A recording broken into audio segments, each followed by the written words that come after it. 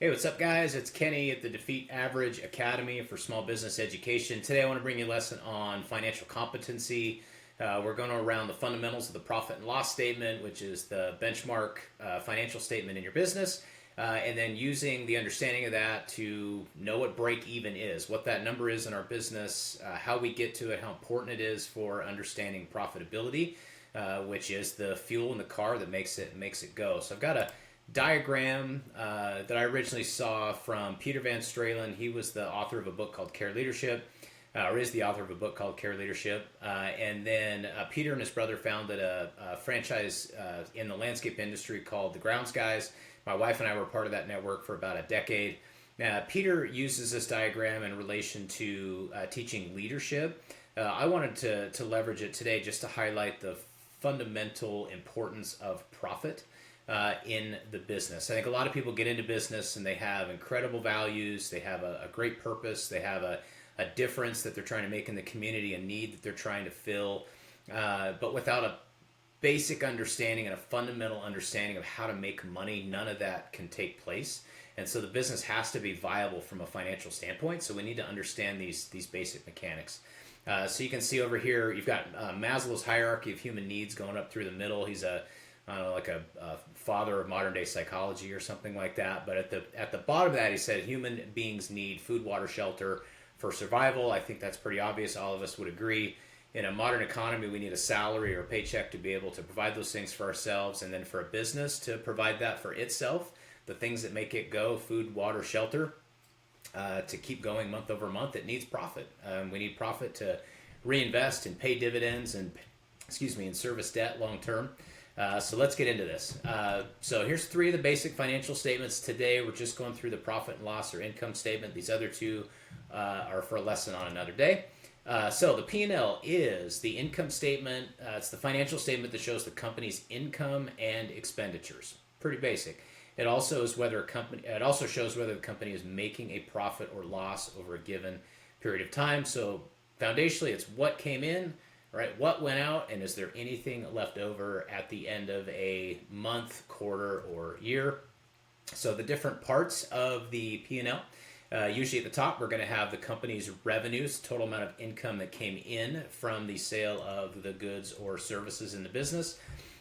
Then we've got our cost of goods. We've got to subtract what it cost us to produce those products or services in the business. Usually these are things like field labor, direct labor. Again, I was in the landscape industry for a long time, have been working, coaching, consulting in a lot of services and trades. So this is usually your field labor and your materials, plumbing parts, sprinkler parts, light switches, right? If you're an electrician, it's all the materials that go to the cost of doing a job, and then the labor associated with that work.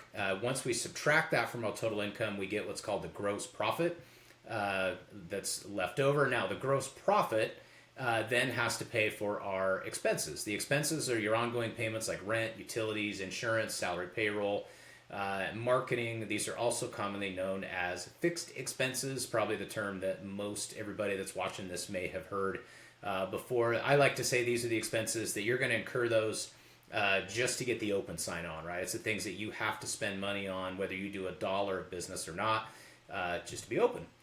Then what's left over is our net income or net profit. So it is the dollars left over after all the business expenses are accounted for within that given period of time. Now, with the caveat of debt, oftentimes the P&L does not reflect our debt service. It might have the interest, but usually not the principal amount. It's going to be over on the balance sheet, lesson for another day. But just wanted to give that caveat just in case anybody knew that, didn't hear me say it, or didn't understand it. So we're going to run through a few examples just so you can see the power of these numbers in action and how big of a deal small percentages can make. We're going to use the example of a company that's doing $40,000 a month. That's equivalent to a $480,000 business, about $500,000 a year in total revenue. That's a very common area for a lot of service and trades businesses. Somewhere between $250,000 and $750,000 is a very common pocket where a lot of small businesses are able to get to, and then oftentimes have a difficult time moving beyond those areas. And foundationally, it has to do with what we're talking about today. So in this example, we've got a total cost of goods of $24,000 or 60%. to produce that total income of $40,000. That leaves us with a gross profit of $16,000. Over here in yellow, I've got contribution margin highlighted. That is that 40%. So here in a second, when we're talking break-even point, that term contribution margin, it is the percentage that represents our gross profit. Okay, again, that's the percentage of dollars left over to pay for our fixed expenses. And so knowing what that number is very important. Then we have our fixed expenses in this business. Say it's $14,000 or 35% of that 40 grand that we brought in. And again, these are things like insurance, rent, salaries, right, utilities, those fixed expenses that we've got in the business. Those are usually static month over month.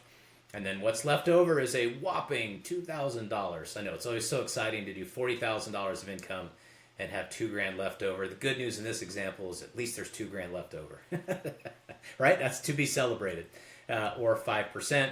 This would give you an annual profit of $24,000 a year. Okay, so now let's talk break even before we start playing with some of these numbers and kind of to make my point with how powerful this stuff is. The break even point in a business is just that point in which your total costs and total revenue are equal, meaning there's no loss or gain on the P&L. It would just even out at zero. So the break even, the way we figure it out is we've got to take our fixed expenses, divide that by the contribution margin percentage. Okay, and again, contribution margin is that percent left over of total income after paying your COGS for producing the product or service. So here's what the math looks like in that previous example. We had fixed expenses of $14,000, if you remember. Again, rent, insurance, utilities.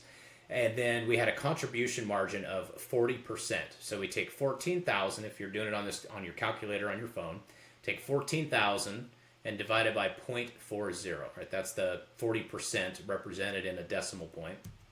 And you should get a break-even point of $35,000. So for this company example, the company's got to get to $35,000 in revenue each month to hit that break-even point where everything is zeroed out. And then again, this is where all the profitability starts to flow and all the good things start to happen. So, power of small changes. Let's go through this. Let's take that same monthly revenue of $40,000 and we're going to reduce cost of goods by 5%. So we're going to, maybe it's a small price increase. Oftentimes it's just better labor and material management. Oftentimes the companies I end up working with, their trades, service businesses, right, not paying attention daily or on a job-by-job basis of what these numbers are. And usually when we start measuring these and looking at these on a daily and weekly basis, they tend to improve very, very quickly. But again, it could just be a small price increase or some combination of those two things oftentimes, and just watch what happens. So the break-even point is going to shift. Okay, so we've reduced our cost of goods by 5%, which means we've increased the contribution margin from 40% to 45% in that previous example. And the break-even point is going to go down from $35,000 to $31,111 from a 5% shift in our cost of goods sold. That's big time, guys. I want you to think about a company doing $100,000 a month, right? Not paying attention to that 5%. And you do the math on that and see what kind of an impact that would have on a company doing $1.2 million a year. You're talking thousands and thousands and thousands of dollars, especially over the course of months and years. So we've just reduced break even by almost $4,000 a month by a 5% shift in our cost of goods sold. That's awesome. Okay. So let's look at it. Here's what the numbers look like. So we've got 40 grand, a reduction in cost of goods to 55% is 20. The gross profit at 18 of 45% now, fixed expenses of 14, and now we have doubled profitability from $2,000 in the previous example to $4,000 in this example. That's a 100% increase in profitability. And guys, we've doubled net profitability over the course of a year. We've gone from $24,000 a year to $48,000 a year, and we have not done a dime extra in business, right? We're still doing $40,000 a month. Okay, that's a huge shift and swing in the business. Okay, let's go through another example. Let's say we increase sales by 10%. Very doable, right? We're going to increase from $40,000 to $44,000. We're going to keep our cost of goods controlled because now we're measuring and tracking and we're watching our labor and we understand our pricing and we're pricing accordingly and we're keeping our cost of goods controlled at 55%. Now we have a gross profit of $19,800, right? Still 45%.